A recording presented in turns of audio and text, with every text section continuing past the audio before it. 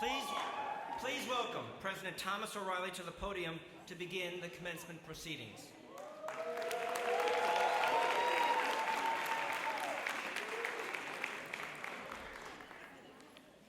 Thank you, Professor Stargard.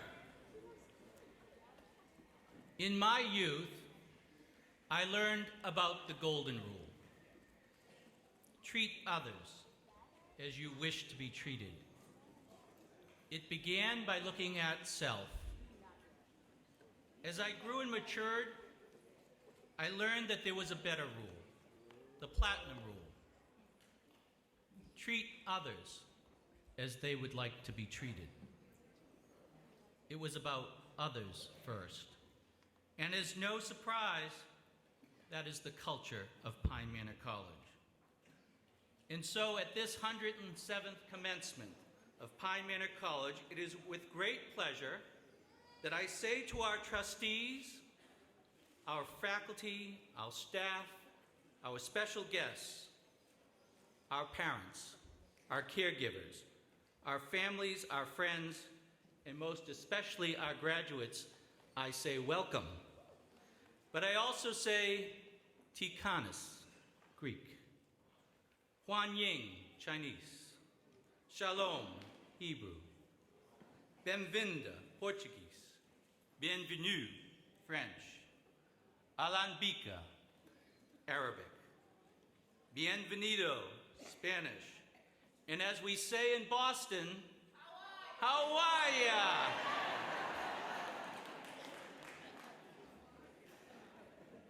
Now, I would be remiss if I did not call out some of our special guests here today. We are very honored to have some special guests. First and foremost, I would ask you to help me welcome author, outspoken champion for mental health wellness, and the First Lady of Massachusetts, Kitty Dukakis.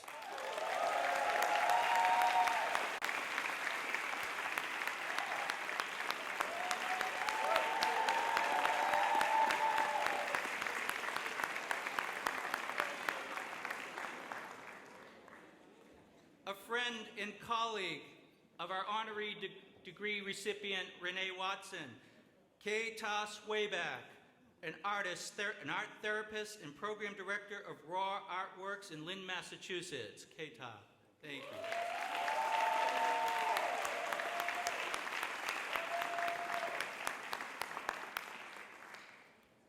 An advisor to presidents of colleges, big and small, a friend of Pine Manor College, Mary Guerin.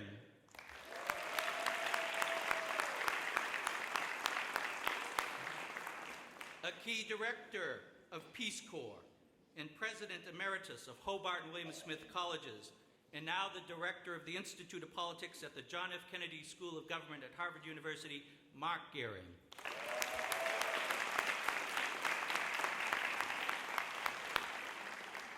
Committed champion of Pine Manor College, namesake of the Pine Manor College Campus Center, under whose auspices Pine Manor College became a four-year institution of higher education. President Emerita of Pine Manor College, Dr. Rosemary Ashby.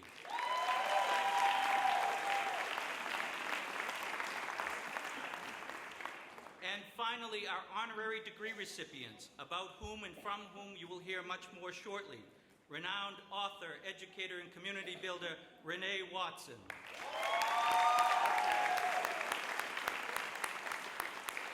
And likewise, former governor of Massachusetts, presidential nominee, and likewise a community builder, the Honorable Michael S. Dukakis.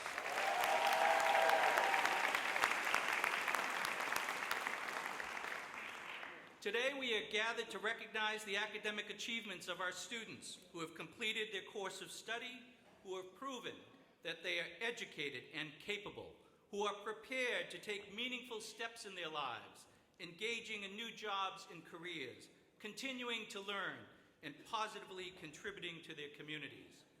To quote Renee Watson through the words of her character Jade Butler, "I've learned I don't have to wait to be given an opportunity, but that I can make an opportunity and use my voice to speak up for what I want and need." This speaking up, this taking hold, is what we expect of Pine Manor College graduates.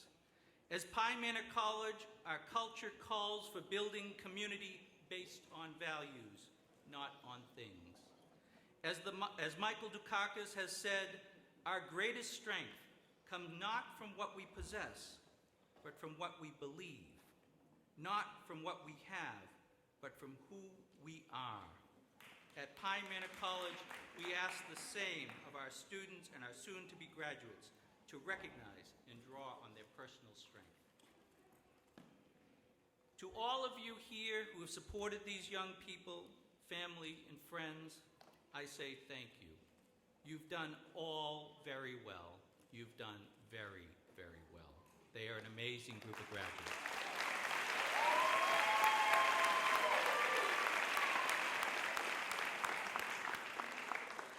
To our students about to be graduates, I say thank you for having had the courage to come to college, the commitment and the grit to go through college, and the vision and aspiration to believe in your future after college.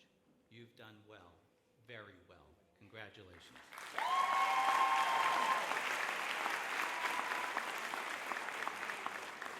At this time, I would like to welcome up Dean Diane Mello-Goldner, Dean of the College.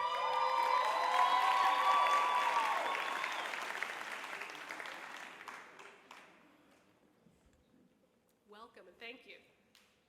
It is always the highlight of the academic year for me to preside over commencement, so I am very grateful for this honor, and I'm looking forward to calling all of your names in a little bit. To begin the ceremony, at Pine Manor College, we encourage all students to find their voice, to speak up, and to be heard. To give voice to our alma mater, please welcome Sierra Robinson, class of 2018.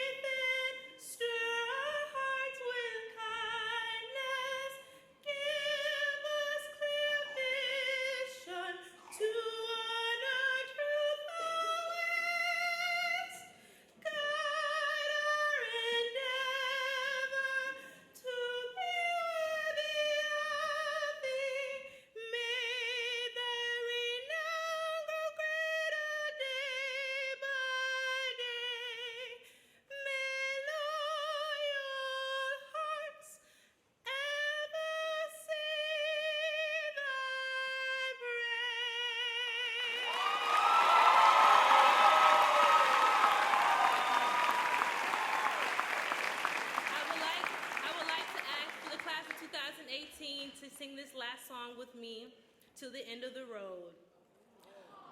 So if you guys can stand up and join with me, please.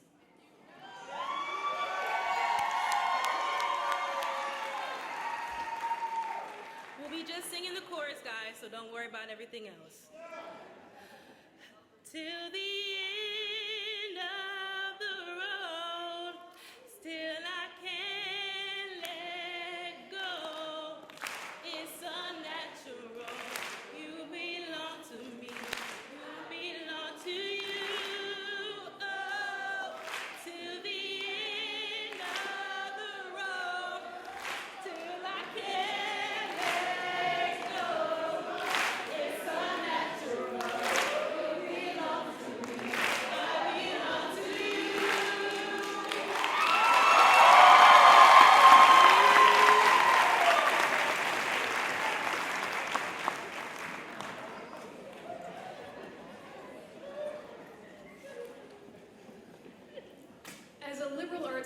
college, the creative and performing arts are important to helping our students develop creativity, critical thinking, communication, and collaboration skills. As a biology major who is also able to develop those skills through the performing arts and through basketball, Sierra perfectly exemplifies that. Thank you, Sierra. For that.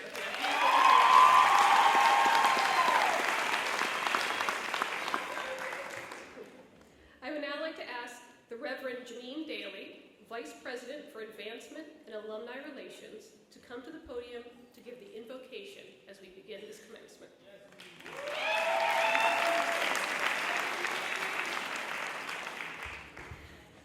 Hello, everyone. Today is such a special day as we gather in celebration and to give thanks. Let us all pray. Spirit of the living God, Creator of life, we thank you for this day of celebration and accomplishments. We thank you for the strength and the resilience you have given every graduate to break barriers and to overcome the challenges they have encountered. Thank you for every graduate as they move into a new chapter in their life. Give them the strength and the ability to be unifiers, peacemakers, and torchbearers of love, compassion, and peace. Give them the insight and the wisdom to respect all humankind. Creator of the universe, through your love and grace, we pray that you will bless each graduate and give them the patience as they encounter new experiences and opportunities in life. Bless them with a spirit of service and a desire to give back to their communities. Bless them for the courage, the power to remain hopeful, to dream big, and to fear not as they move through this journey of life.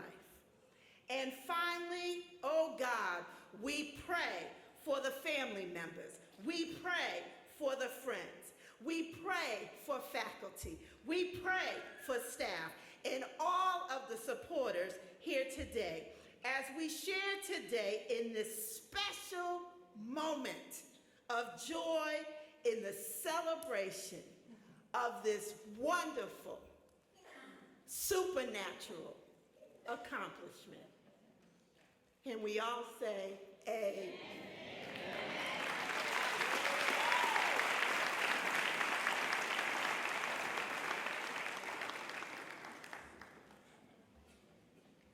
Thank you, Janine.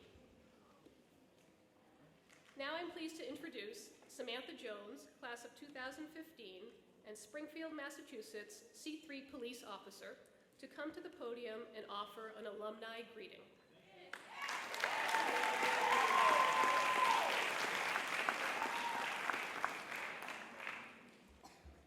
Good morning. You all should be very proud of yourselves and proud of the journey that you have endured. But today I am here to tell you that your journey has only just begun. As I stand here in front of you all today, I stand as a proud alumnus of Pioneer Manor College. And I am pleased to welcome you all as official PMC alumni. Pioneer Manor College has played a major role in my life and my career as a Springfield police officer. It was here that I learned how to become a leader, a listener, and a motivator. Becoming an RA allowed me to establish a leadership role within the community and able to offer my assistance to someone in need. Performing in plays and playing sports allowed me to work on team building and public speaking.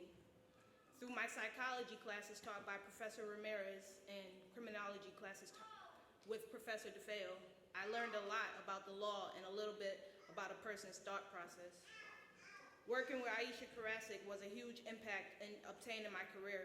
She taught me how to spruce up my resume and not be afraid to go for the internships or jobs that I wanted. With the help of a lot of very important people here at Pine Manor, I was able to achieve my dream.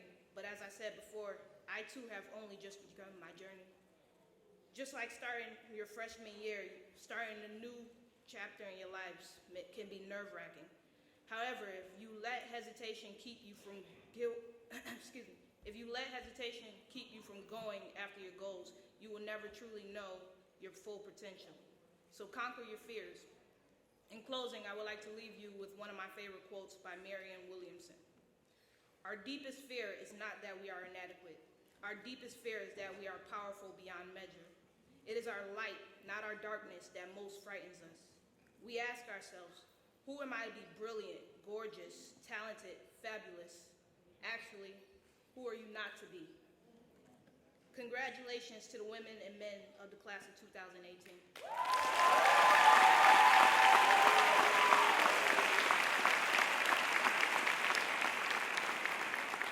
Thank you, Sam, for those beautiful words. We are fortunate to have a second soon-to-be alumnus speaking today. Quentin Collins, a July 2018 graduate of our Solstice MFA program in creative writing and managing editor at Grafton Inc., has written a poem specifically for the Pine Manor graduates. I would like to ask Quentin to come to the podium to read his poem, which can be found on the back cover of the commencement program.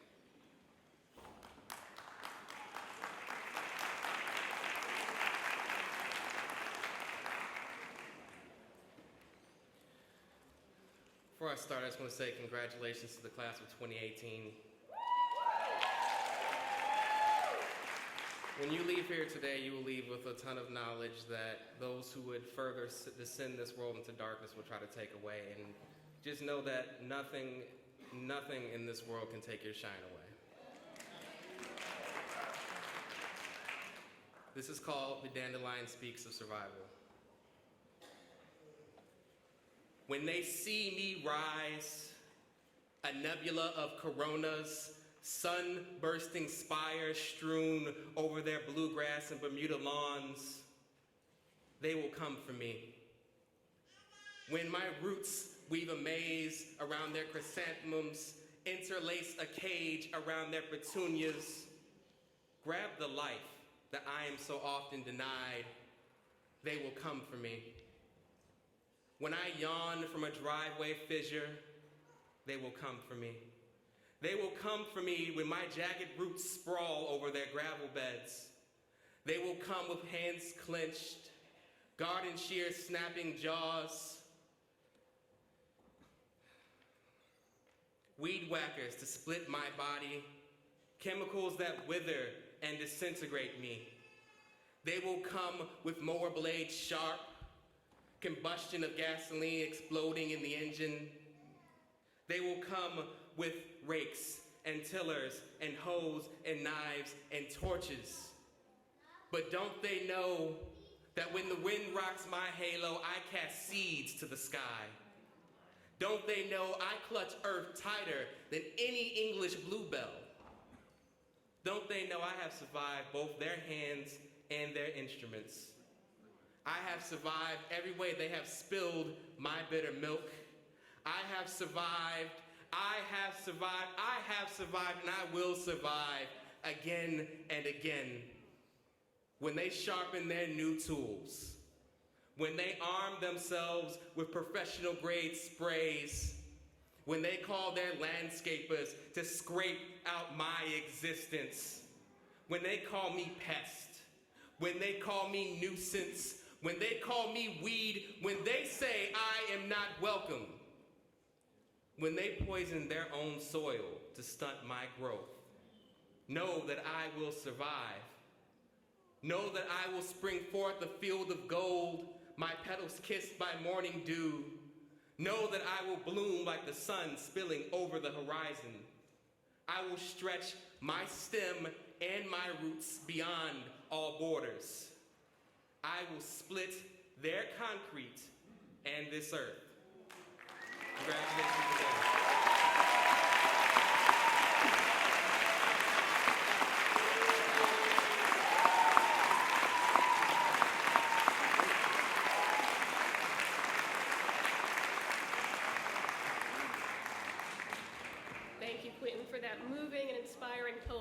And you can see we have so many talented students in both our undergraduate and our graduate programs.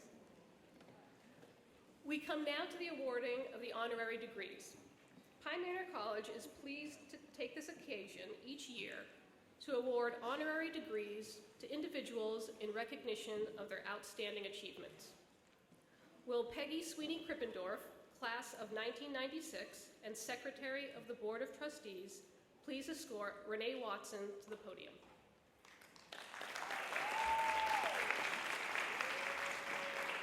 And will Hannah Baker Soroti, Assistant Professor of English, please come to the podium and read her citation.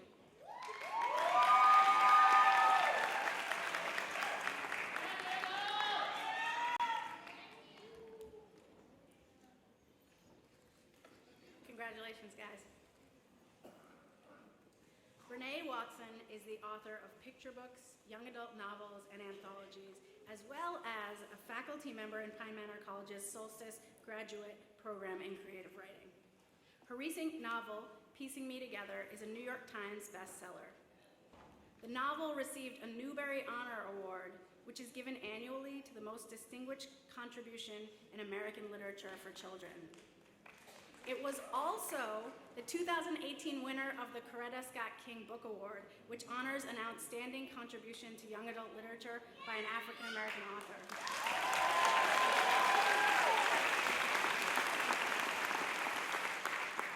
Her children's picture books and teen novels are dedicated to social justice and have received several awards and international recognitions, including for her novel This Side of Home and for the picture book Harlem's Little Blackbird, The Story of Florence Mills, which earned an NAACP Image Award nomination in children's literature. Her novel, What Mama Left Me, debuted in 2010 as a new voice in middle grade fiction. She has received the American Library Association Best Teen Novel nomination in 2015 and 2017. And in 2014, she was a keynote speaker at the United Nations headquarters at the International Symposium for Cultural Diplomacy.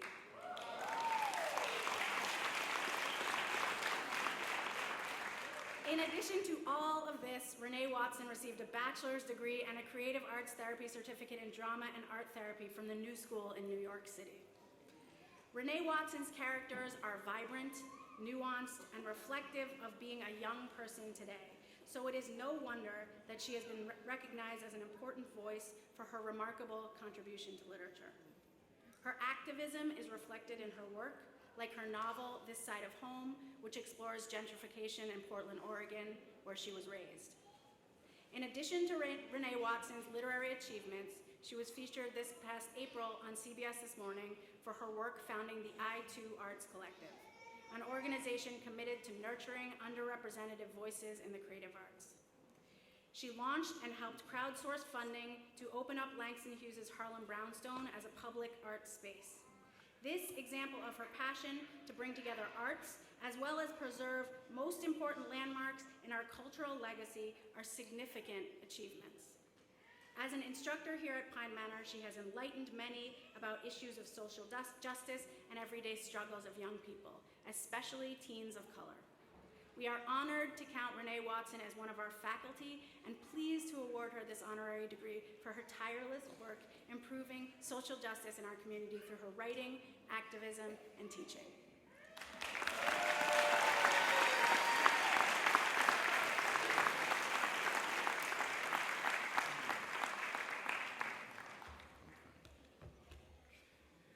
Renee, by virtue of the authority of the Commonwealth of Massachusetts, as vested in the Board of Trustees and by them delegated to me, I confer upon you the degree of Doctor of Letters, honoris causa, with all the rights, honors, and privileges thereto. Congratulations, Renee.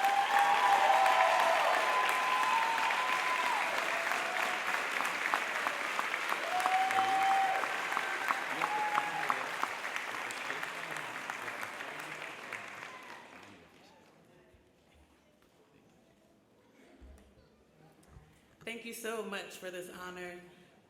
I'd like to begin with the poem by Langston Hughes, The Dream Keeper. Bring me all of your dreams, you dreamer. Bring me all your heart melodies, that I may wrap them in a blue cloud cloth, away from the too rough fingers of the world. When Langston Hughes wrote this poem, the Great Depression was crippling our nation, and our country was segregated. Many were frustrated with the government, and if you lived in the South, it was common to see a black body dangling from a tree. In the face of all of this, Langston wrote about dreams. He believed the people still had a hope, a vision, and he knew that too often faith gets choked out of our souls. And so he beckoned for the dreamers to come, to find a place where their dreams could be nurtured, away from the too rough fingers of the world. He believed his poems could be a hiding place, that there could be healing and restoration and metaphors and similes, that solace and courage could come by reading rhythm and rhyme. I agree with Langston, and so I write. I write with the hope that children whose stories are often left out of books see their neighborhoods and families represented and have their experiences validated. I write with the hope that after reading my books, young people and the adults in their lives can talk about the process and process all that is happening in the world that we live in. I hope young people find ways, big and small, to stand against injustice. I hope they relate to characters who are flawed, who are finding their way and growing into their voice, their talent, their activism. Characters who are making mistakes as they figure out what it means to be an ally, who are learning how to forgive themselves and others for the shortcomings all of us humans have. This is why it is such an honor for me to be recognized by Pine Manor College, a place that believes that education is an opportunity to build a better society. Graduates, you leave here today being educated with purpose. Now it is your responsibility to live with purpose.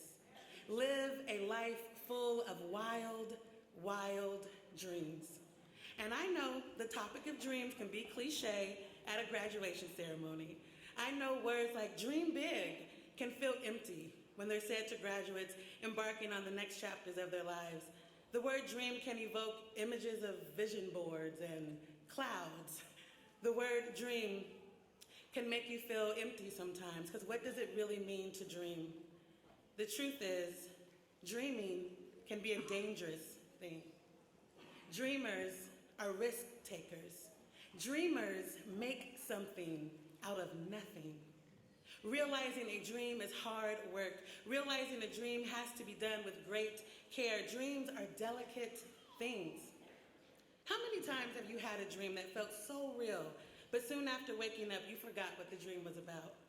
How many times have you shared a goal with someone and they shot it down telling you all the reasons why you wouldn't be able to do the thing you wanted to do? Dreams are fragile and easily destroyed. When I was in middle school, one of my teachers asked the class what we wanted to be when we grew up. She made us go around one by one and tell our answers. I was sitting next to my close friend and she went before me and said, "I want to be a doctor." I was next and I said, "I want to be a writer." My teacher laughed, actually laughed, and said, "Well, Renee, I hope you two remain friends because you're going to need someone in your life that has a financially stable career." Then she said, "You know, it's really hard to be a writer." As if it wouldn't be hard to become a doctor or a lawyer or to be a stay-at-home parent or to just be.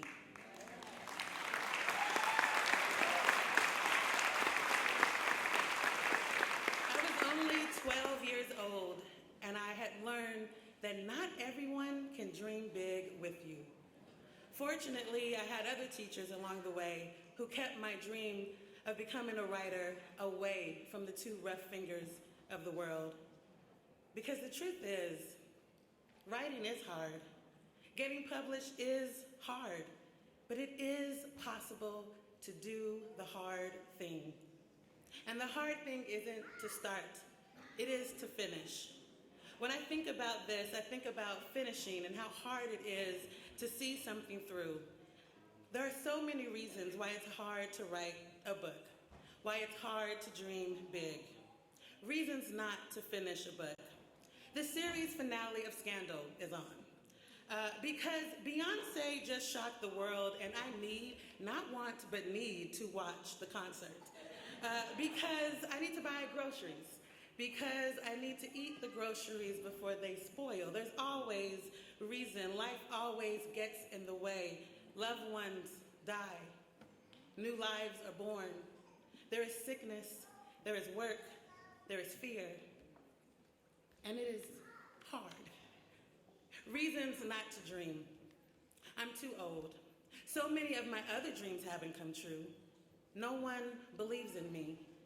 Or my dream feels impossible. Or someone else is already doing the thing I want to do. I have learned how to dream impossible dreams from my writing life. Whenever I'm stuck on a story and the revision is messy and I feel like I just can't finish the story, I stop thinking about the book as a whole, as a product, and instead I think about my why, the heart of the story, why I'm telling it in the first place. For me, it's about words having power.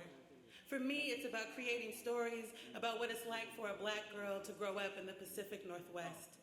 When I was a little girl, my family didn't have a lot of money.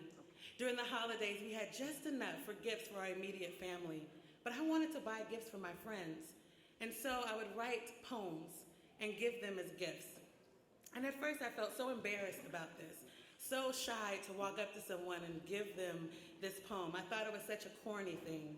But time and time again, people would come to me and tell me that my words made them cry, that they were framing the poem, keeping it forever.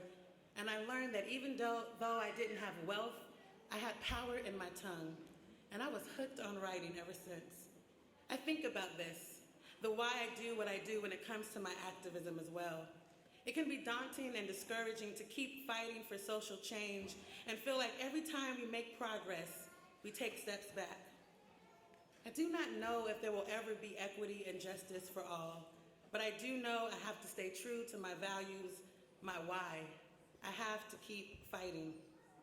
I do not know what lies ahead in my writing career, but one word at a time, I am committed to writing stories that matter to me, stories that represent the community I come from. Graduates, whatever is next for you, whatever career path you choose, I want you to think about your why. What is at the heart of everything you want to accomplish? I hope your reason has enough substance to anchor you when distractions try to drown you. I want you to dream wild, dangerous, impossible dreams, and then seek out people and spaces who will help you nurture those dreams. And at the very same time, while you are dreaming and being encouraged, I want you to find someone else who isn't as far along as you are. Become their safe space. Fan the flames of their wild dreams. So much has changed since Langston raised his voice to make a difference in this world, and yet there is so much work left to do. Let us continue the work by standing up, speaking up. Let us be known for being the wild ones, the dangerous dreamers. Let us be known for being the keepers of dreams, for being the ones who nurture people away from the too rough fingers of the world. Thank you again for this honor.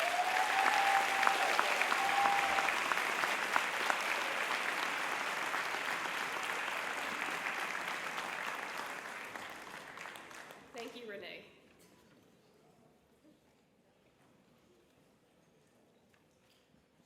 Will Robert Utschneider, Chair of the Board of Trustees, please escort Governor Michael Dukakis to the podium.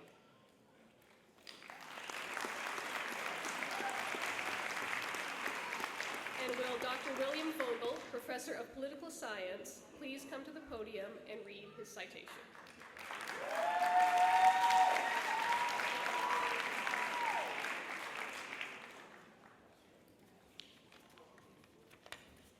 Good morning. Governor Michael S. Dukakis is a native son of Brookline, Massachusetts. He's a former governor of the Commonwealth of Massachusetts and a nominee for the President of the United States. And he's a tireless champion of public good and of public service. Governor Dukakis earned his bachelor's degree from Swarthmore College in Pennsylvania and his law degree from Harvard University. He's been awarded a number of honorary degrees. This is the best, including his alma mater and from Trinity College in Hartford. His long career in public service began early. In the mid-50s, he enlisted in the United States Army and served in Korea from 1955 to 1957. Almost as soon as he finished law school, he was elected to the Massachusetts House of Representatives, and he served for 8 years in the 1960s. He was elected governor of Massachusetts 3 times. He might have Michael Curley beat for the number of repeat elections. He was elected in 1975, 1983, and 1987. For his gubernatorial leadership, he was awarded by his peers in the Association of Governors, National Governors Association, the most effective governor in the United States. His leadership and character were also instrumental in gaining him the nomination as the presidential candidate of the Democratic Party in 1988. In the past 30 years, he hasn't stopped. He served on the board of Amtrak, and he's mentored emerging leaders such as former Governor Deval Patrick and Senator Elizabeth Warren. Today, Governor Dukakis continues to share his experience and insight as a distinguished professor of political science at Northeastern University and as a visiting professor at the Luskin School of Public Affairs at UCLA in California. Accomplishments and awards are important recognitions of achievement. Of these, Governor Dukakis has many, all richly deserved. It's character and passion, however, that define a person. Governor Michael S. Dukakis embodies the values of achievement, of public service, of community, and persistence that Pine Manor College represents. Like many of our students, he's the son of immigrants, who clearly instilled in him a passion for education. And like many of our students, and like Pine Manor College itself, he cares deeply for community. He strives to make connections among individuals and among communities. Remember the railroad. And he seeks always to promote the public good. Pine Manor College is proud today to have him join our community with the award of this honorary degree.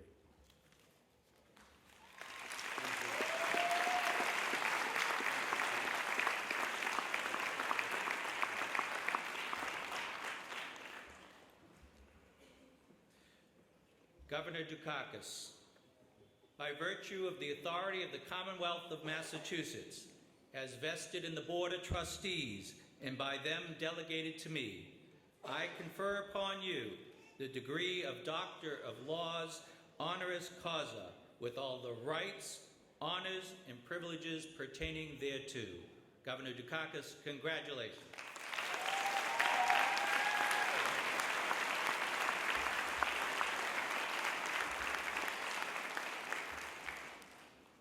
Thanks, Tom, and thank you all very, very much. I'll try to keep this as brief as I can. You know, when you ask an ex-politician to speak publicly, sometimes they never stop.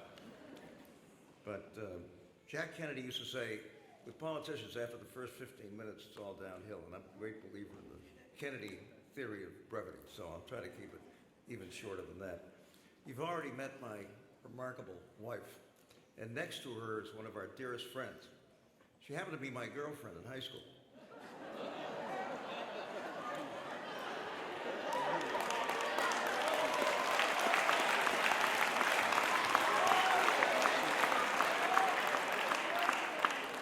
Sandy, where are you? I can't see with these lights. There she is. But she was the person years later who called me up and said, look, Kitty Dixon is back in town. She's just gone through a terrible marriage. She's divorced. She's got a 3-year-old kid. Why don't you call her up and take her out? And I did. And the rest, as they say, is history. We'll be celebrating our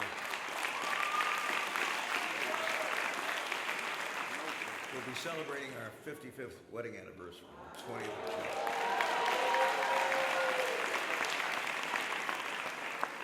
But I also want to talk briefly about another extraordinary woman, my mother. Euterpe Dukakis has an honorary degree from Pine Manor, and I'm very proud of that. And worked with the college. We lived out in South Brookline at the time. And I wish the President of the United States were here to hear this. My mother came to this country when she was 9 from a city in central Greece. Families settled in the city of Havel. This was in 1913, folks. And that little Greek girl, thanks to an elementary school principal in Havel named Stanley Gray, not only graduated from Havel High School, which was very unusual in those days for these immigrant girls, she was the first Greek young woman ever to go away to college unescorted in the history of the United States, and graduated Phi Beta Kappa from Bates College in 1925.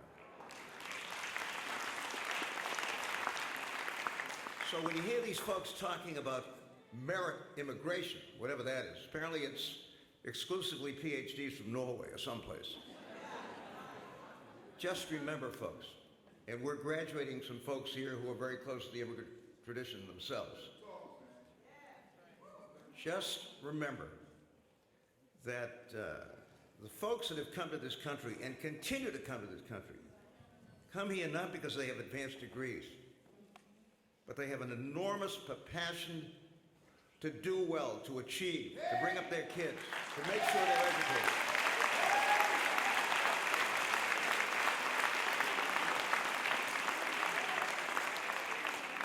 And I hope we'll never forget that. You talk about chain migration. What's that? It's families coming to this country. And it's been immigrant families that have given us the kind of strength as families that we have today, and I hope we won't forget that.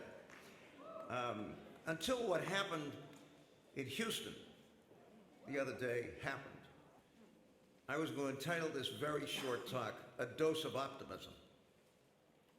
Because if there's anything America needs these days, it's a little optimism. I'll spend a little time talking about Houston. But strange as it may sound, folks, there is a good deal to be optimistic about on this commencement day. We've made so much progress over the course of Kitty's and my lifetime that I couldn't begin to summarize all of it. And there are people telling us about the fact that we ought to go back to the time when America was great. Well, let me tell you what it was like for those of us, two of us, who are now in their 80s. Kitty and I were both Depression babies. I was born in 1933, she was born in 1936. This country was facing the worst economic crisis in its history. Unemployment was 25%. People were jumping out of windows and committing suicide.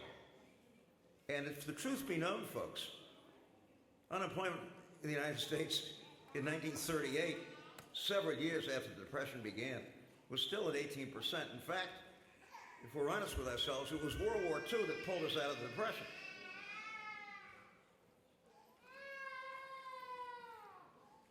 We lived through Korea. We lived through Vietnam. We lived through something called McCarthyism in the 50s. And I almost became a victim of it. I was this Greek kid from Brookline who decided to go to college at a Quaker school 9 miles outside of Philadelphia called Swarthmore. I'd never been out of New England. Those days you didn't jump on a plane to go places. It was the first time I'd been out of New England. And the first thing I discovered at Swarthmore in 1951, 9 miles southwest of Philadelphia, was that the barbershops at Swarthmore, Pennsylvania would not cut the hair of black kids. This wasn't Birmingham, folks, this was Philadelphia. And why should I have been surprised? Because people of color, when Kitty and I were growing up in this town, couldn't live in the town of Brookline. In fact, they couldn't live on this side of the railroad tracks in Boston. They could work over here, but they had to go back over there. We had 3 black families in the entire town. 2 of them were janitors. They always voted for me because I was the only politician that found their basement apartments and knocked on their doors. And a remarkable guy named Roland Hayes, who was an internationally renowned tenor. That was it. That was it. Mike Bloomberg, former mayor of New York City, billionaire, now actively involved in trying to bring the country together around the Paris Agreement, even though the president's walked away from it. Mike Bloomberg's parents tried to buy a house in Medford and couldn't do it because they were Jews. Had to get a Christian lawyer to serve as a straw so they could buy a house in Medford. That was the world that Kitty and I grew up in, folks. That was the world that Kitty and I grew up in. People talk nostalgically about the quality of education back then. Don't you believe it? When we got out of high school in the early 50s, over half the kids in this country never finished high school. We didn't even talk about a dropout rate till they got down to 25%. And maybe 10 to 15% of us went on to college in those days.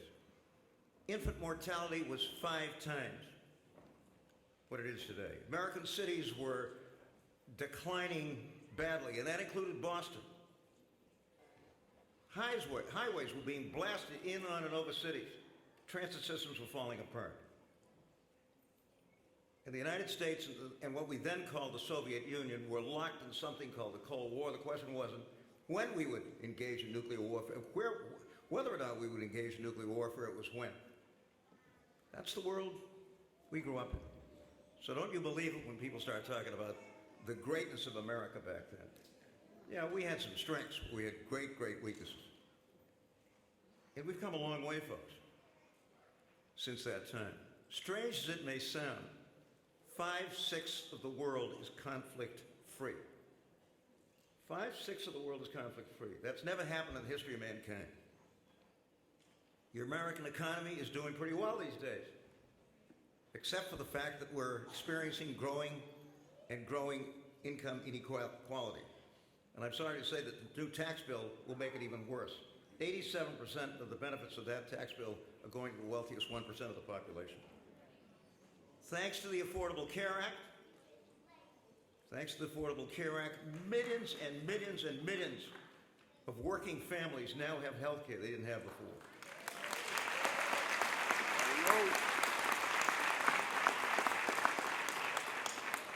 And I'm very proud of the fact that Massachusetts led the way and developed a healthcare system that provided health care to everybody and serves as a model for the Affordable Care Act. Young people are attending institutions of higher education in record numbers, and we celebrate today the fact that you guys are doing that too. Racial and religious prejudice is still a problem, folks, and we have a lot of work to do. But we've got a flock of grandkids, 12 of them altogether. One of them has just finished his first year at Tufts. He's 6'4", I don't know where he came from. He's had a great first year, and he's a terrific tennis player. He's one of the 2 best high school tennis players in the state of Colorado. And he and his dad, who's also a pretty good tennis player, for the last 4 years have been playing in the National Father and Sons Tournament at Longwood, right up the street. Kitty was driving out there one day when he first started. He was 14. And she said to him, "You know, Nico, when I was your age, I couldn't step foot on a tennis court at Longwood." And he said, "Why not, Gigi?" Our grandkids call her Gigi. She said, "Because I was Jewish." Of course, she subsequently found out she had an Irish grandfather. That's a whole other story. Folks, that's the world that we grew up in. And the world's environment just wasn't an issue. I grew up in South Brookline, out next to the Baker School. It's a great town. The one thing it doesn't have is an outdoor swimming area. So when we were kids, we swam at Havey Beach in West Roxbury.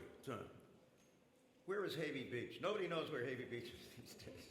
If you drive out the VFW Parkway, across from the Veterans Hospital, you'll see a kind of forlorn brick building, and there's a sign in front of it saying Havey Beach. It's right on the Charles River. That was a beach. What happened? During World War II, it was 1942, 1943. One day we went out there. Of course, you couldn't drive around in those days. We had gas rationing. So that's where we swam during the summer. Signs up. Swimming prohibited. What had happened? Charles River was polluted. No reaction, no protest, no environmental organizations. Well, hey, that was progress. At Magazine Beach on the Cambridge side, on the other side of the BU Bridge, where 400 or 500 folks on a weekend would be swimming, that was closed too. I hope within the next few years we're going to be swimming back in the Charles River. But there was no environmental movement in those days. Now we have an environmental movement that's serious. And it better be serious, folks, because climate change is not a joke. Climate change is real, and it threatens the existence of this planet and the futures of all of you. And we're beginning to do something about it. Well, okay. So, what's my charge to you guys, if I may say? We have made great progress. Great progress in many ways in this state, to a very substantial degree across the planet. But I hope and expect that every single one of you, in whatever way you can, gets deeply involved in the political and public process in this country. And don't let anybody tell you you can't go there. If it hadn't been, let me tell you, this country, for all of its faults, has the most open political system in the world. If that were not the case, a Greek kid from Brookline would never got elected to the legislature.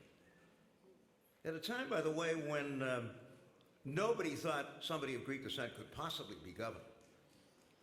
And then with the help of thousands and thousands of people, was elected to the governorship 3 times. I'm sorry I didn't make it to the White House. That's an election I blew. But with that exception, I can tell you that Kitty and I have lived an extraordinary life. And she isn't just there as a companion to me. Kitty has done incredible work in the field of mental health. She's saving lives every day.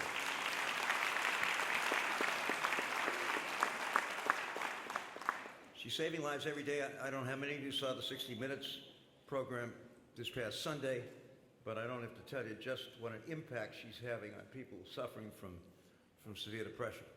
So how do you get involved politically? You get involved in whatever way makes sense to you, and I'm serious about this. Go off and do your professional thing in whatever way is best for you, but get into the political process at the state, local, national level, international. For those of you with interests in international policy, we need you. Because we've got some issues out there, folks. And if you all here in this great auditorium aren't as angry as I am about what happened in Houston the other day, then there's something wrong with you. And before that in South Florida, and before that, and before that, and before that. I mean, this is embarrassing. This is a national embarrassment. To tolerate a situation in which kids can't go to school without wondering whether or not they're going to make it home at the end of the day. And one of the great things about this country's young people these days is that they are getting deeply and actively involved in this, as I hope you will. There is absolutely no excuse for what's going on.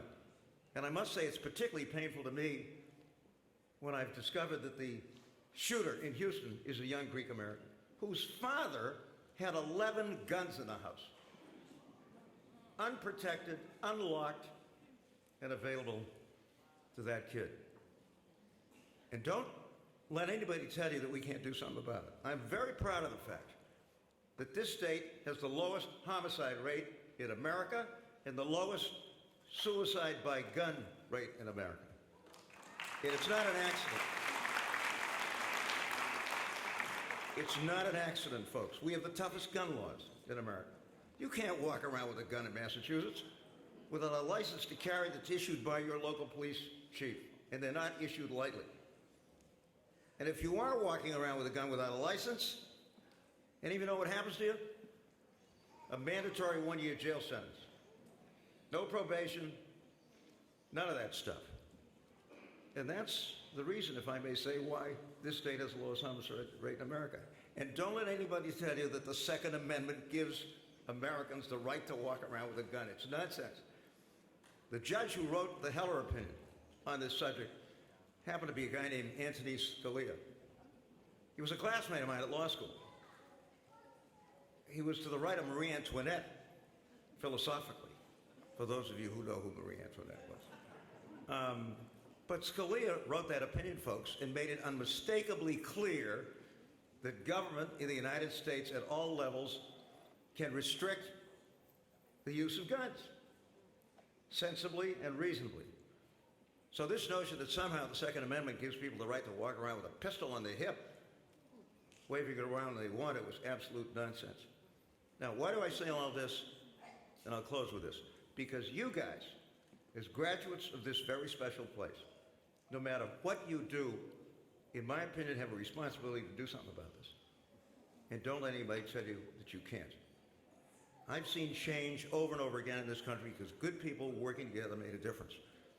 And let me tell you this, your lives will be richer for being actively involved and making a difference. So thanks for having me. Thanks for having Kitty go out there and change the world.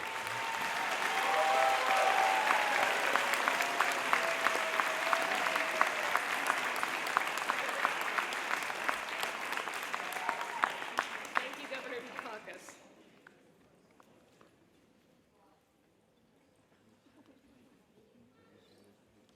At Pine Manor, many of our classes are composed of a variety of students. First-year students, sophomores, juniors, and seniors. The mix of students provides a learning environment where collaborations, friendships, and mentoring relationships are forged. I would like to ask Marcelina Nadezi, a member of the graduating class of 2018, to come to the podium to offer reflective words to the underclass students of Pine Manor College.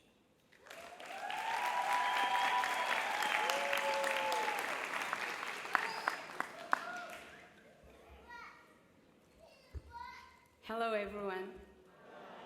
I'm here today not only to speak to the graduates, but also to all the freshmen. Where are the freshmen?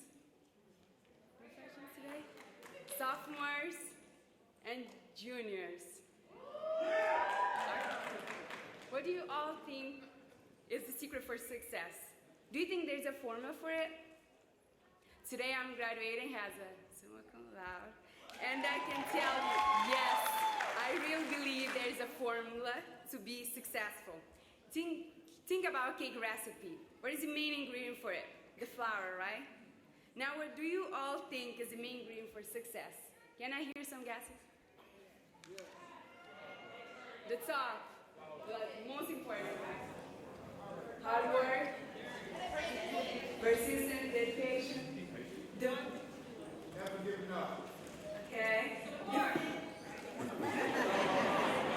The first and most important ingredient for your success in school is to find your passion. I have noticed that many students do not succeed in college because they're not sure about what they are doing in college. They're lost. Thus, I have an idea for the faculty, like a homework assignment, especially for the first year seminar professors, to give a start-off assignment to the new students about what is your passion for life and how being in Pine Manor, how Pine Manor can assist you to reach and achieve that dream. Finding your passion and being in love with it will give you strength, motivation, and willingness to work hard. Thus, the second ingredient for your academic success is hard work. Do your best. Look for resources to help you achieve. Plan well your days using time management and go beyond your potential and capabilities. What I mean there is when you're doing any work like homework or finishing the essay or doing any homework and you just feel don't want to do it anymore, you don't feel like I'm not want to work anymore, do that for 5 more minutes. And I promise that your hard work capability will increase and you will find yourself working hard for hours and hours without even realizing it. Let me give you an example. Imagine you are in the gym trying to develop those muscles. When is the vital moment for those muscles to be developed? When it's hurting, right? The same thing happens when you focus on working hard to achieve your goal. When it's getting hard, when it's hurting, it means you are making progress, you're getting closer. Thus, my challenge for you is now, whatever you're working and you feel you cannot do it anymore, when you feel so tired and you are about to give up, just do it for 5 more minutes. Now, the third ingredient for your academic success is consistency. Consistency means being able to do something over and over, right? Who here has taken advantage of Learning Resource Center, LRC, going to the tutors? Can I see some? No? Nobody here? Have you ever felt embarrassed, for those who have been there, have you ever felt embarrassed or uncomfortable for being there so many times? I did, and I believe that there's no other student that has bothered them as much as I did. A regular student may visit LRC maybe once a week, and I was there every day, Monday to Friday. And even on Sundays, I would email my tutor about extra work. Where's Diane? I'm so sorry. I remember semester when I had so many writing classes. I went there so many times. And then I started hiding from the other LRC tutors so they wouldn't see me. I was afraid of them judging. I was afraid of them realizing how annoying I was. I was afraid of them judging me for not being able to walk by my own. But that's not true. I know I could walk by myself, but slower. However, I did not want to struggle at walking. I wanted to run. I wanted all my assignments to be perfect reading with as few grammar issues as possible. Then I looked for a solution. I got a work-study job there, and that was the excuse for them to see me every day. Yeah. I'm sorry again. Finally, the fourth ingredient for your academic success is trust. Trust yourself by knowing your capabilities. I remember when I came to Pine Manor to register for classes, the advisor asked me what classes I wanted to register for. Biology was the first thing I said because I knew I wanted to be a pre-med student. But then the advisor looked at me and asked me, how good are you at science? And shyly I said, I think I'm good. Then I was told that Biology 101 is one of the hardest classes, and I really should wait until next year to take it. Then the next semester I was taking anatomy and physiology, and I was doing so well in that class, and my professor asked me why I had not taken Biology 101 the first semester. The advice I want to leave you all with is, do not let people to make decisions for you. Nobody else knows you better than you know yourself.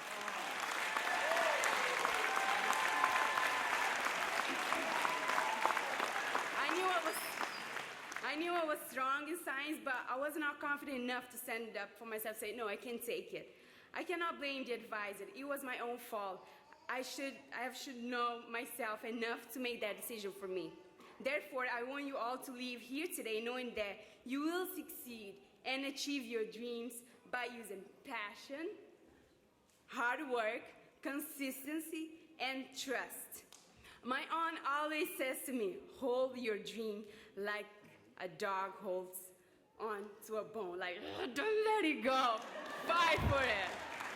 Be passionate, be tireless, be annoying, and believe in yourself. God bless you all. Thank you.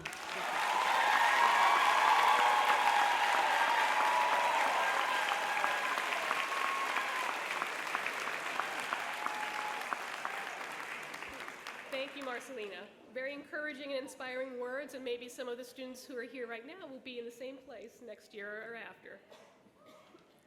The accomplishments of our students that we celebrate today would not be possible without the dedication and commitment practiced by our Board of Trustees, our alumni, our faculty, our administration, and our staff. With the Board of Trustees, including Trustees Emeritae, please rise so we can thank you.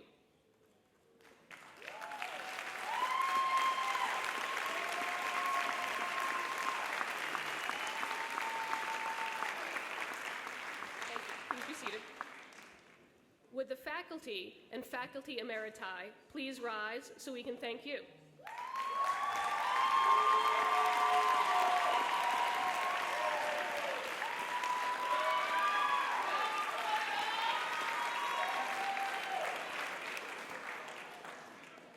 Would the administration and staff please rise so we can thank you?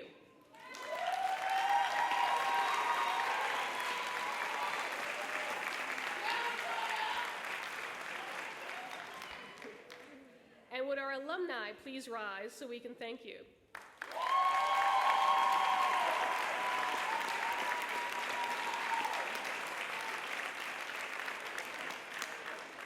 Thank you for all that you have done to bring us to this day. We are especially fortunate to have an extremely talented, dedicated, and supportive faculty and staff. I'm sure that each of the graduates can think of at least one faculty or staff member with whom he or she has developed a strong learning and mentoring relationship. I would now like to recognize two members of the faculty who are retiring from the college after this semester. Will Sarah Wolf, Director of the Annenberg Library, and Dr. William Vogel, Professor of Political Science, please rise.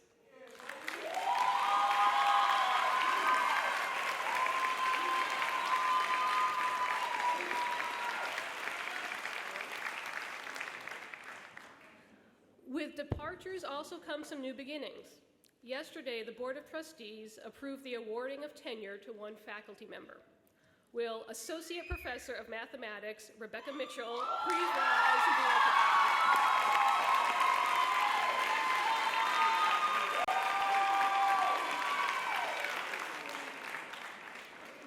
To continue our recognition of faculty and staff, we're now going to recognize 6 awards. The Ruth Allinger Gibson Class of 1926 Teaching Award recognizes excellence in teaching and calls attention to the importance our college places on the learning-teaching interface. The award is given as the result of student nominations and votes. This year's recipient of the Gibson Teaching Award is Kelly DeFeo, Assistant Professor of Sociology and Political Science. I don't think Kelly's here today, but we congratulate her. Also selected by student nominations and votes is the Pam Palmer Award for Excellence in Mentoring and Support of Student Success. This honors a faculty or staff member whose students feel provide support across all areas of their life and helps them reach their full potential. The recipient of this year's award is Associate Dean of Student Affairs, Lisa Rodriguez.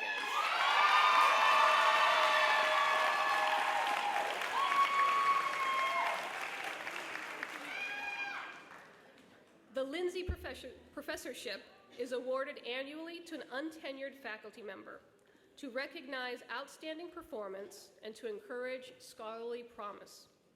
It is the gift of John and the late Sarah Houston Lindsay, class of 1943. The professorship allows a one-semester sabbatical leave from teaching and academic duties. I am pleased to announce that the Lindsay Professorship for next year has been awarded to Deborah Cronenberg, Assistant Professor of Theater.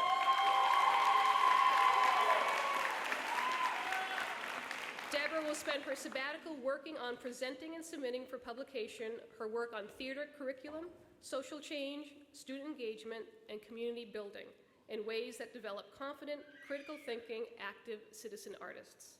Thank you. The Wien Senior Professorship awards a one-semester sabbatical to a senior tenured faculty member to recognize outstanding contributions to the college and to support scholarly research. It is the gift of Mr. and Mrs. Raymond J. Wien in memory of Adelaide McCracken, class of 44. I am pleased to announce that the Wien Senior Professorship for next year has been awarded to William Stargard, Professor of Art History.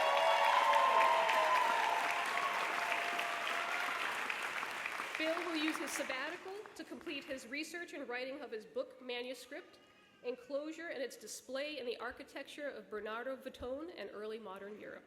Thank you. The Rosario Tosiello Award for Integrity in Scholarship was established in 2003 in memory of Professor Bob Tosiello and recognizes a member of the full-time faculty whose professional work demonstrates the principles and social responsibility characterized by the research and writing of Professor Tosiello. This year, the award goes to one of our retiring faculty members, Annenberg Library Director, Sarah Wolf.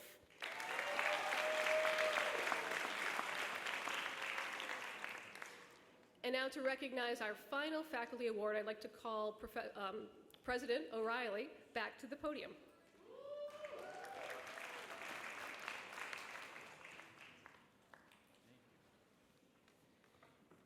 You know, every once in a while, and really once in a while, there's a faculty member who has done huge service to the college.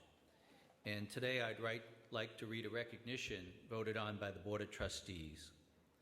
Whereas Dr. Elizabeth Gardner has provided more than 50 years of service to Pine Manor College, whereas she has done so as an educator, a mentor, an administrator, and a benefactor, serving the entire Pine Manor College community. The Board of Trustees conferred upon Dr. Gardner the title Emerita in honor of her 2014 retirement as a full-time professor of biology. Whereas Dr. Gardner has continued to deeply serve the Pine Manor College community uninterruptedly since 2014 as an adjunct professor of biology. Whereas she operates as the conscience of the college concerning the rights of individuals with disabilities and concerning accessibility for all. By the power vested by the Board of Trustees of Pine Manor College, this certificate of honor is bestowed on Dr. Elizabeth Gardner in appreciation of all that she has done and continues to do for Pine Manor College. Dr. Gardner.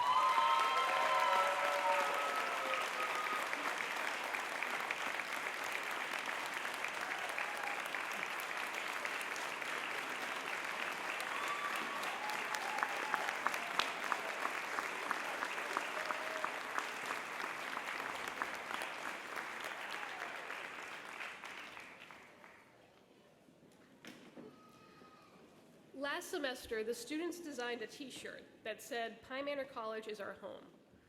For the faculty and staff, this is also our home and why we've stayed here for many, many years for some of us. And seeing you all graduate is like seeing our children and our family graduate. It's also true that students develop relationships with each other that are more than just friendships, but are almost like family and sibling relationships. I think that completely describes the relationship between our next two speakers. I am now pleased to introduce this year's senior class speakers, Brianna Gonsalves and Jonathan Higginbotham.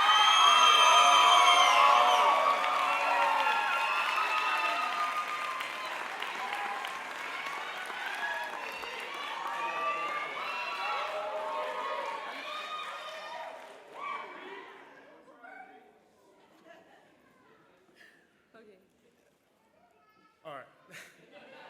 You guys are probably wondering why there's two speakers and not one. We came together to represent the support we have for one another. I believe we all go through life thinking that this person or that person has it all together. Bree, I must ask, what's been your toughest journey? What's your battle, sorry? I battled with mental health prior to college as well as during my college journey. My journey has been quite the challenge. I was diagnosed with depression and anxiety at the age of 14, and it has been an uphill battle.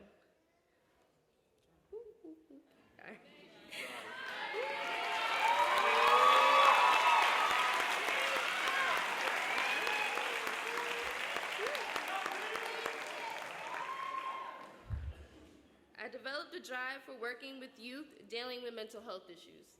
After high school, I began to feel that the treatment that I was receiving was no longer working. I needed to find something within myself to help me survive.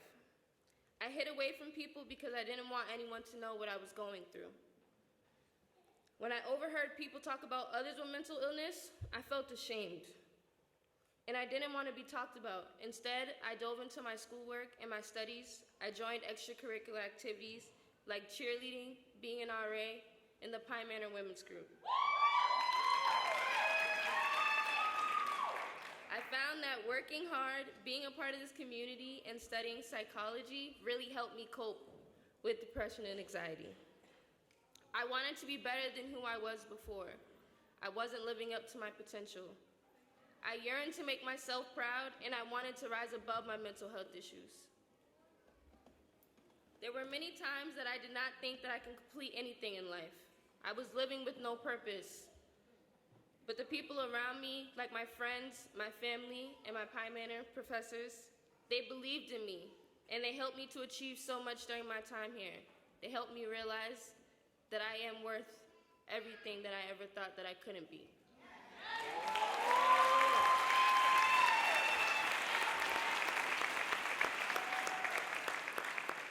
Jonathan, what was your toughest encounter? Well, like you, I had self-doubt during high school. For me, I never really thought I was intelligent. It was said I was all ball, no brains. Hearing that would hurt. I never liked answering questions in class because every time I did, I found myself getting the wrong answers. Then I noticed my teacher began asking me the easy questions. I hated that. I wanted to be considered smart, like my classmates. Years later, sitting here with my classmates in a college classroom, watching a TED Talk, I heard Dr. O'Toole say, "It's not how good you are now, it's how good you're going to be."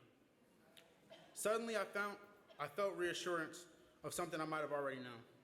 Before my time here at Manor College, I let my self-doubt play a factor that I wish I could fulfill. I felt if I was not good enough. I didn't believe I was intelligent regardless of what my parents told me. Hi, Mom. Hi, Dad. I put a persona up that I didn't need anybody to rely on. Athletics has been where I channeled my aggression and anger and my success, but I wanted to be known much more than that. It wasn't until I had a mental breakdown while sitting in the classroom that I realized how much I truly needed support. My self-doubt had gotten the best of me, and during this breakdown, I had a classmate sit right next to me and not ask me once if I was okay. I felt very alone. This was when Professor Bear stepped in. Where's she at? Can you wave real quick? Yeah, sorry. That she stepped in and taught me something simple. Be kind to others. Professor Bear was there to listen to me pour my heart out.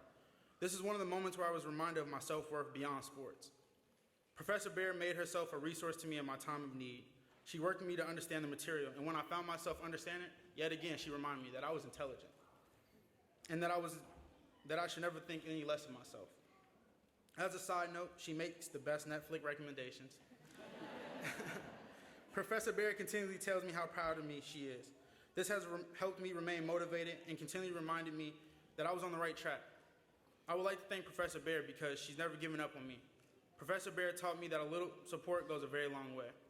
I found myself being much more confident in my studies and played a spectacular role in building up my self-esteem. Bree, who has helped you out through this PMC journey? There's way too many to count. I want to thank everyone that has been my support system throughout this time here and before. I am sure she sees this coming, but Dean Mello Goldner has been a superb support system during my time here. When I was terrified of failing, Mello reminded me that failure only leaves room for more improvement. She believed that I could not only complete my studies, but that I would go out and do great things in life. She has supported me with things inside of school and outside, even down to the littlest things like getting my driver's license, which she always makes fun of me for not having yet. I don't believe she'll ever truly understand how much of a lasting impact she has made on my life. Thank you, Mello, for never losing faith in me and working with me at my own speed.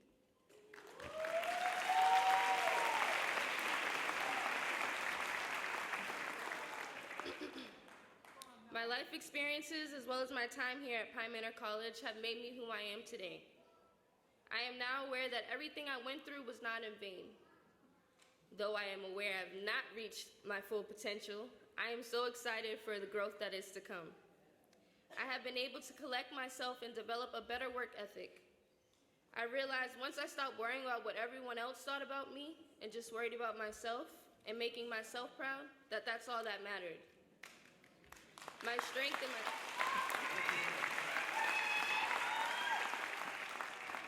and my determination will continue to be what guides me through life. I will never stop growing. I can clap it up. There are many people we would like to thank, and especially I would like to thank my teammates and coaches. Thank you for studying and working with me on and off the fields and courts. I know that I would not have came this far if it wasn't for them. Lastly, I'm beyond thankful for the Julian family. I love you guys.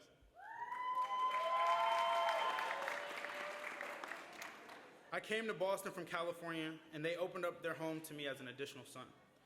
They have helped me grow through my spiritual journey. They brought me to church with them and fixed me a seat at their table for Sunday dinners.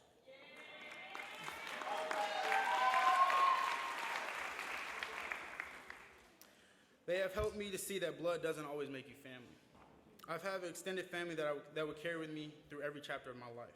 The greatest lesson they taught me is that it's okay to let people in. We all need additional support.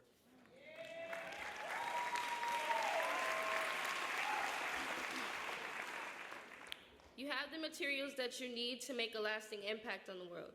Make one. Be the change that you wish to see and the light at the tunnel that everyone looks for. There is no doubt in my mind that our graduating class will go out and be great. Remember all that you went through before Pine Manor, all that you've gone through while here, and how far you will go with everything that you've learned during your time here. You are not what you've gone through, just an advanced product of it.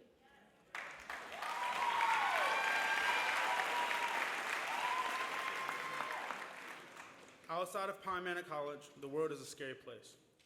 You will come across so many obstacles that you may not believe that you are prepared for. Keep your faith. Never give up. Don't stop asking questions. Don't stop seeking the answers. Understand, it's okay to seek help. That doesn't make you weak. And remember, like Dr. O'Toole said, it's not how good you are now, it's how good you're going to be. I'm Brianna Gonzalez. And I'm Jonathan Higginbotham. Together we'd like to say to the class of 2018, congratulations!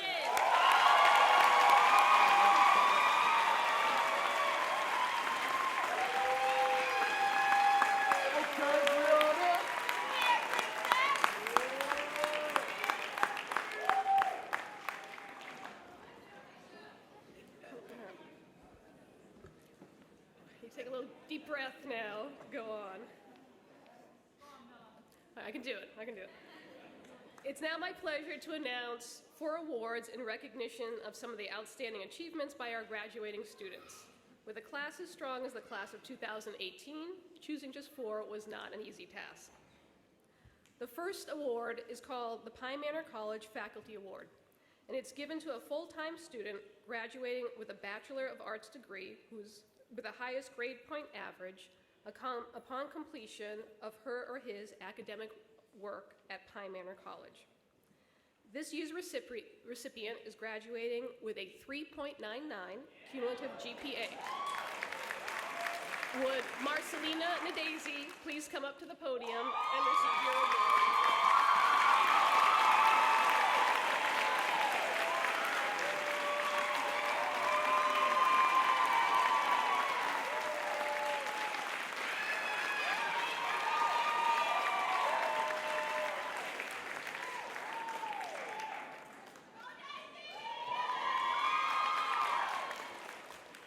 The Exemplary Achievement Award was established in memory of Jane French McCall Dill, a member of the class of 1939 and a former trustee of the college. It is awarded to a student who combines outstanding values and leadership with excellence in academic achievement. Will Lisa Ortiz Flores please come to the podium to receive this award?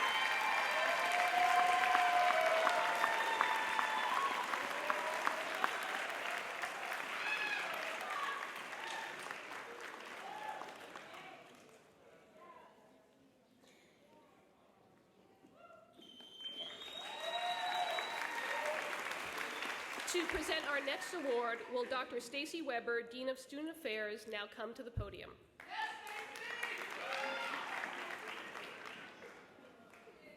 The Pine Manor College Award is given to a graduating senior who has, in the opinion of the faculty and staff, made outstanding contributions to the college and to his or her peers. I am proud to present the Pine Manor College Award to Sierra Robinson.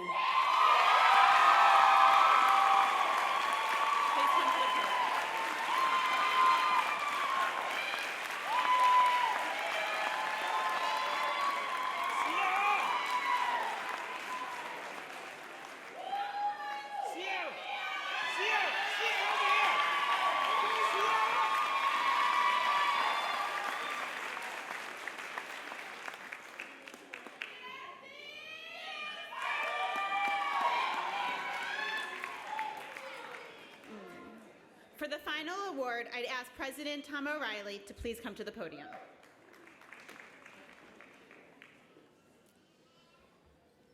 This award is called the President's Cup. And the President's Cup is awarded each year based on the recommendation of faculty and staff to the graduate who has demonstrated an unusual combination of outstanding citizenship, academic achievement, and deep concern for the best interests of the college throughout one's years at Pine Manor College. This year, the cup is kept in the president's office, and each year, the student who achieves this award's name is engraved on the cup. This year's award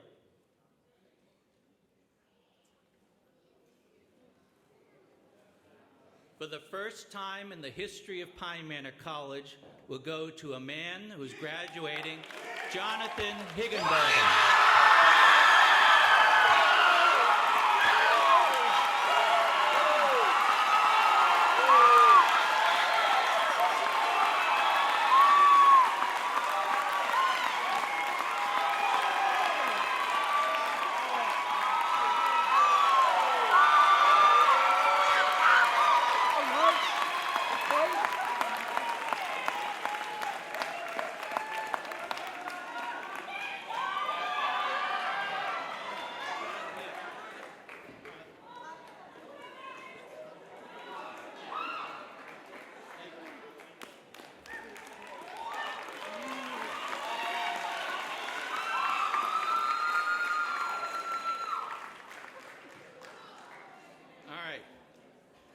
Now, there's only one thing keeping us for the main reason why we're here, and that's going to be a photograph. I'm going to ask the two honorary degree recipients to please come forward with me, and then I'm going to ask the marshals to please escort the students because we're going to do a photograph, all right? There you go. Right here, right here. Right here.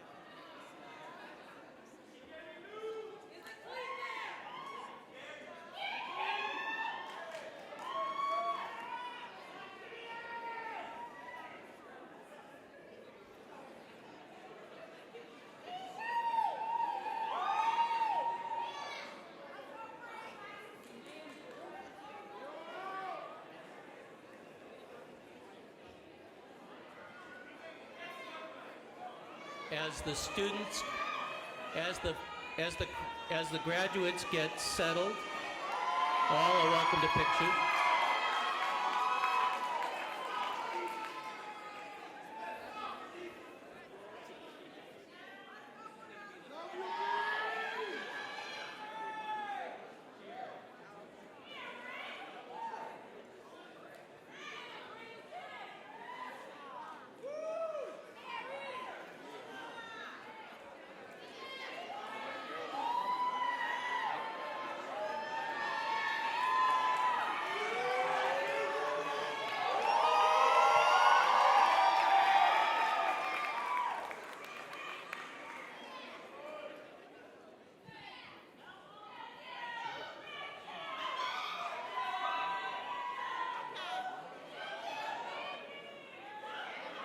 Graduates to be, return to your seats. Thank you.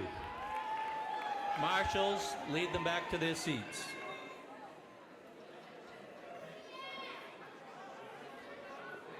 All right.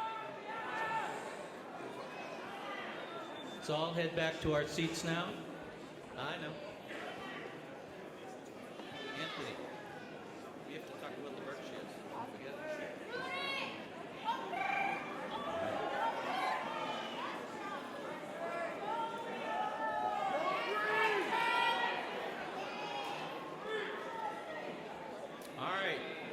Now, for the reason we all came here.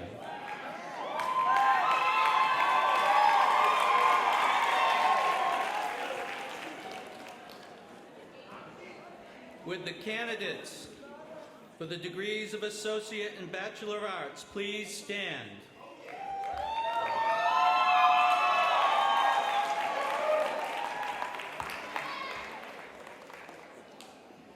Now, the first thing I'm going to do is, by the power of the Board of Trustees, confer these degrees on you, and then we'll one by one come up and receive your diploma. Members of the class of 2018, having completed all of the requirements for these degrees, on the recommendation of the faculty and by the authority of the Commonwealth of Massachusetts, as vested in the Board of Trustees and delegated to me, I confer on you the degree of Associate of Science and Bachelor of Arts, and recognition whereof, we now award you these diplomas. Congratulations.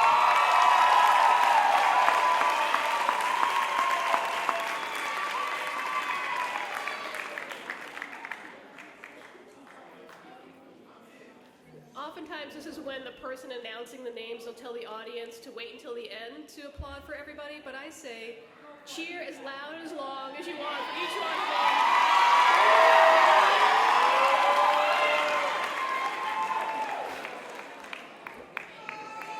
them. Michelle Alexis.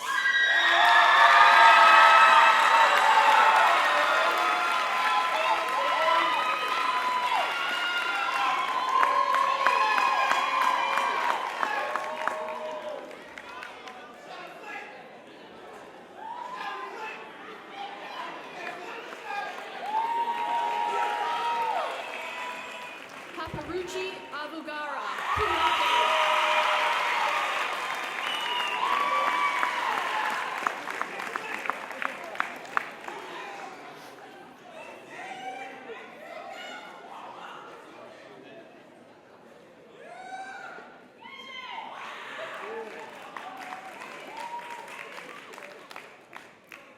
Rudmila Barrows.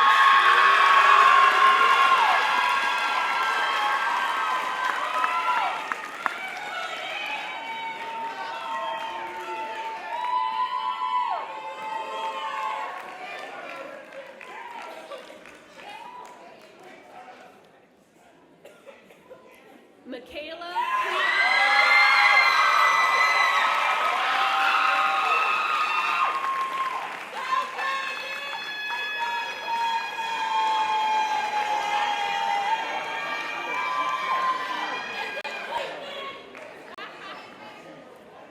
Loredana Duprepin.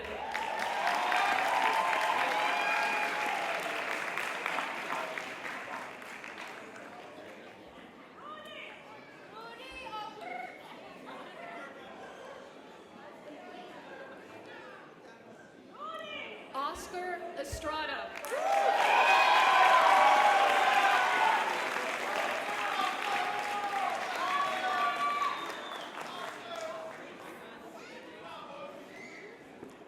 Tian Wen Gao.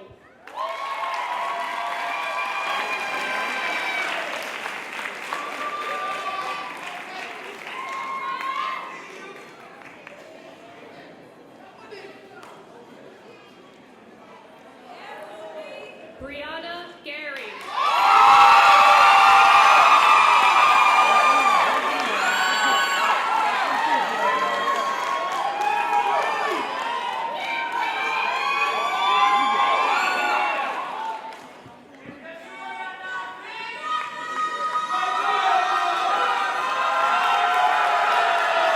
Javon Gago.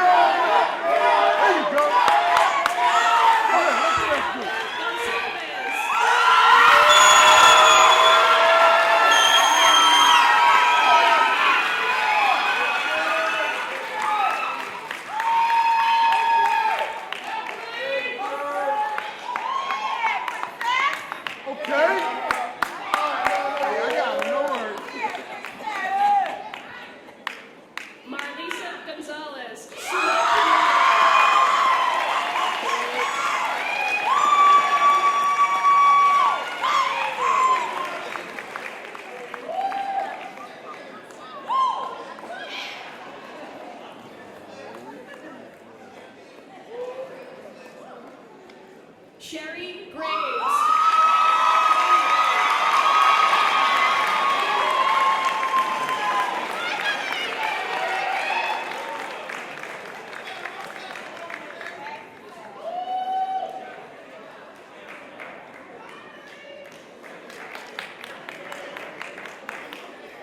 Grant Henderson.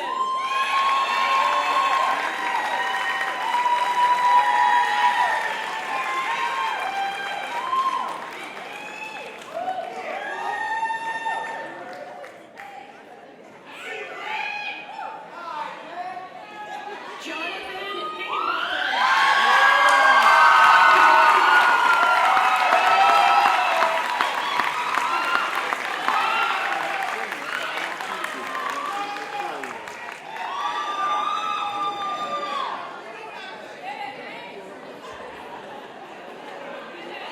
Joy Hill.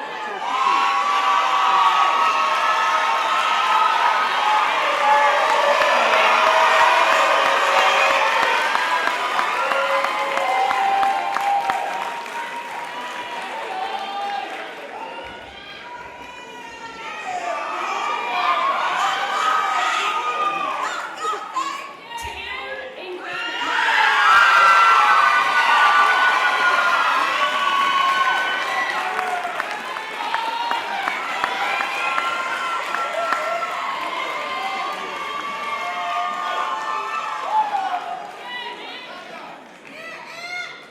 Anthony Johnson.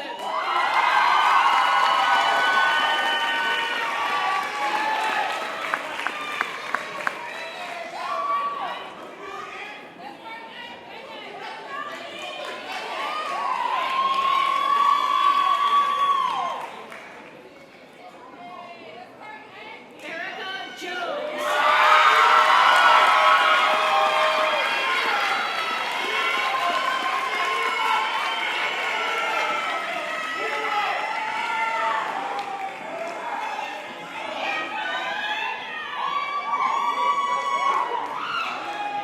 Rachel Juliet.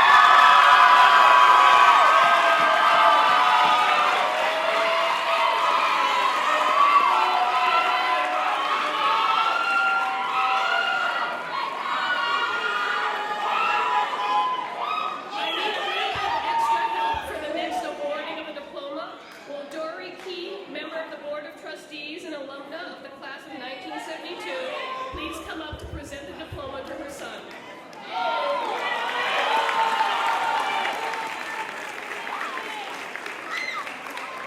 Nathan Davis Key.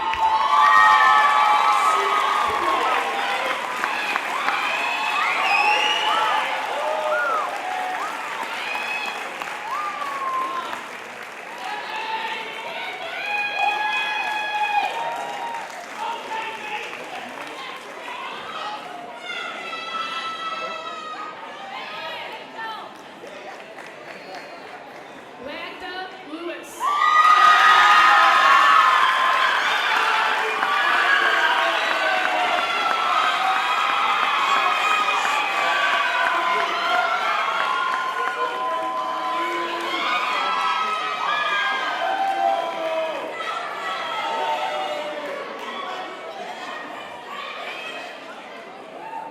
H. Alexis McCleskey.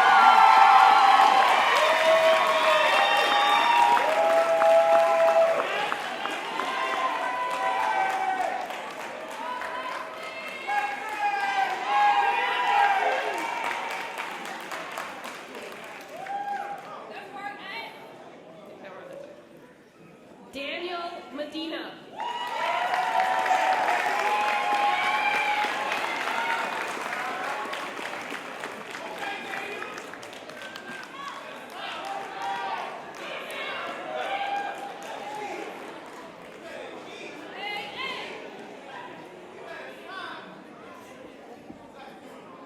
Shaquanda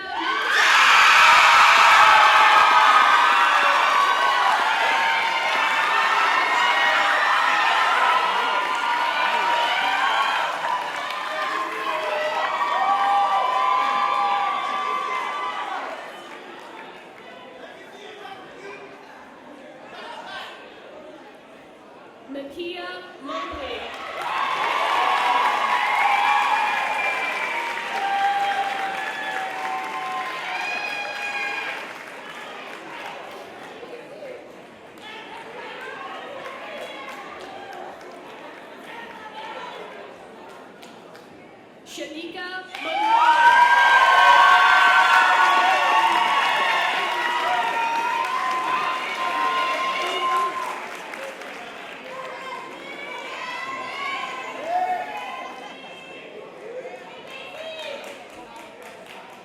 Marcelina Nadezi.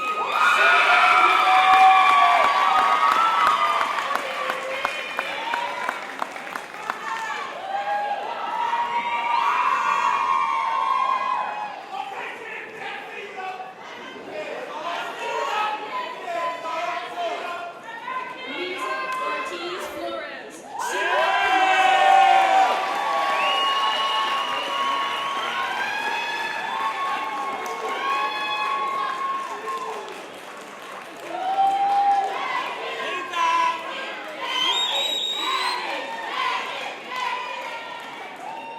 Mary Chinua.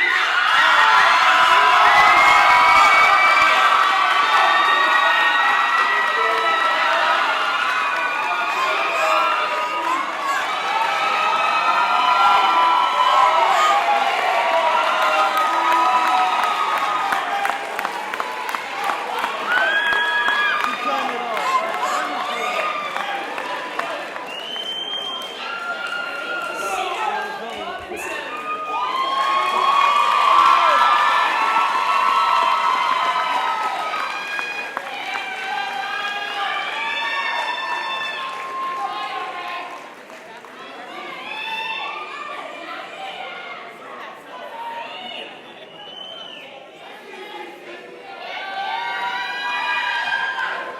Donna Romaine, summa cum laude.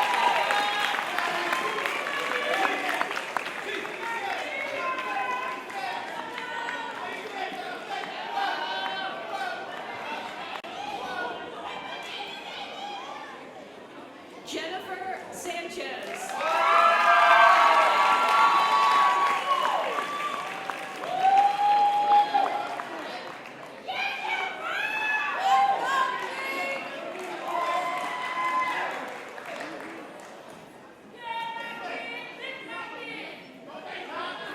Lou Savage.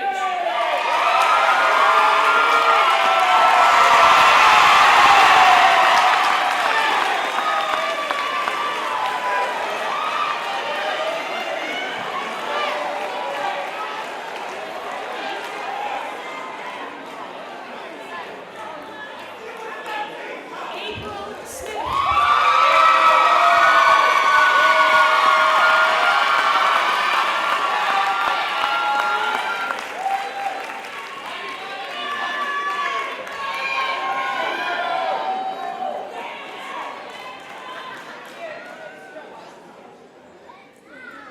Gary Stanley.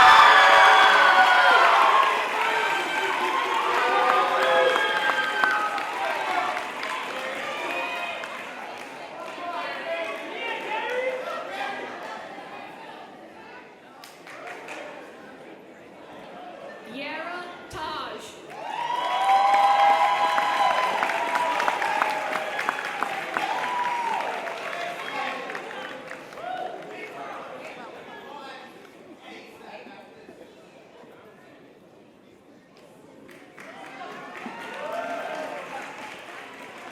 Deborah Thomas.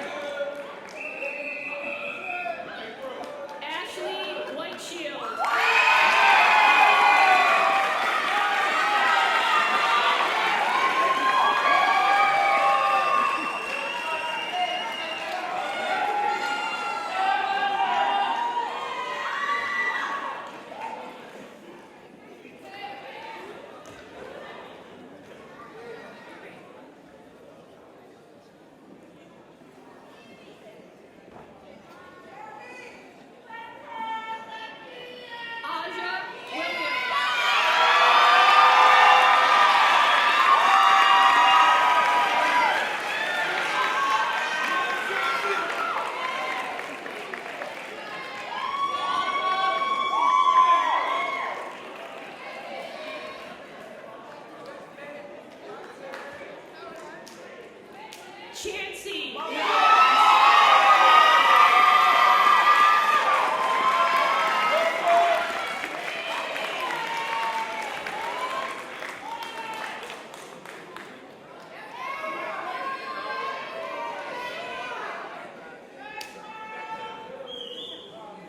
Weilong Shu.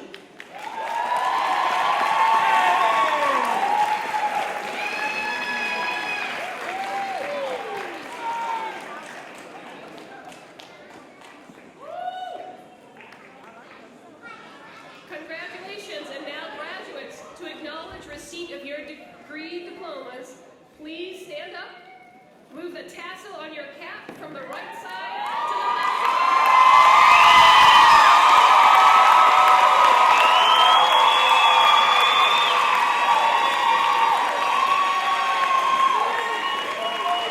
And now please turn and face your families and with applause indicate your appreciation for the support they have all given you.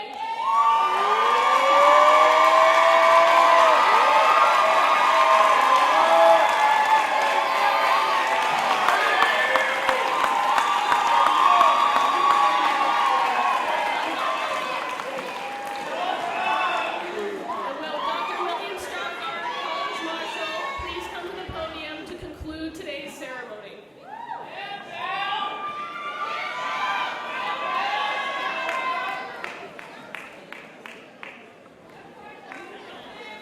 We now invite all of you to join our graduates for a reception on the lawn outside Ellsworth Theater. Shuttles will also be available to transport people to the parking lots. As you leave the theater, please exit Ellsworth or move to the side corridors adjoining the central lobby to allow people to exit the theater. Finally, please remain seated while the platform party, trustees, faculty, and graduates recess. The 107th commencement of Pine Manor College is hereby officially concluded. Thank you.